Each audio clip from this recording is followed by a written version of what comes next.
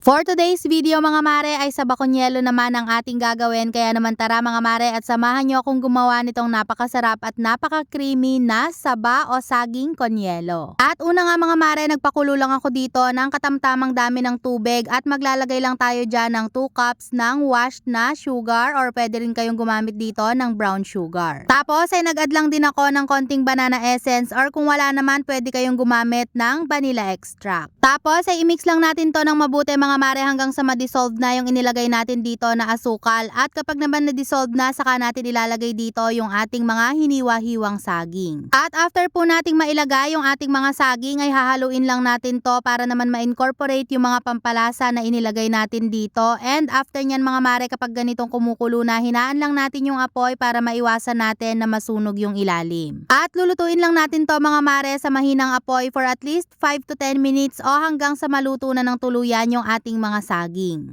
At kailangan din mga mare, habang niluluto nga natin ito ay wag nating iiwanan para maiwasan po natin na dumikit yung ating mga saging sa ilalim at masunog, kaya naman kailangan po ay babantayan natin yan at hahaluin natin from time to time. At pagkatapos nga ng ilang minuto mga mare, kapag ganito na yung itsura ng ating mga saging ay luto na po yan, kaya naman pwede na nating i-turn off yung ating kalan, tapos ay ililipat na lang natin ito sa ating mga lagayan. At next naman mga mare ay pwede na tayong mag-assemble, so maglalagay lang tayo ng ating mga niluto o minatamis na saging dito sa ating mga cups. Again, ang gamit ko dito na cups mga mare ay Y cup. Ito nga yung palagi kong ginagamit dahil napakaganda at napakatibay. At isa pa nga sa pinaka nagustuhan ko dito mga mare, kahit na makapal yung kanyang pagka-plastic ay napaka-clear pa din na talaga namang kitang-kita kung ano man yung pagkain o inumin na ilalagay natin dito. At pagkatapos ko nga maglagay ng ating minatamis na saging, naglagay lang ako ng custard milk, and after naman ay naglagay lang ako ng ating crushed ice at maglalagay ulit tayo ng ating custard milk. At para naman sa toppings mga mare, maglalagay lang ulit tayo ng ating minatamis na saging at maglalagay din ako ng leche flan. At para naman po sa mga magtatanong about sa recipe ng ating custard milk, meron na po akong video na naunang in-upload about sa ating custard milk. At ganun lang kadali mga mare, at meron na tayong napakasarap at napaka-creamy na saging konyelo na pwedeng-pwede rin nating gawing pang negosyo. At hanggang dito na lang mga mare. Thank you so much for watching. Keep safe and God bless!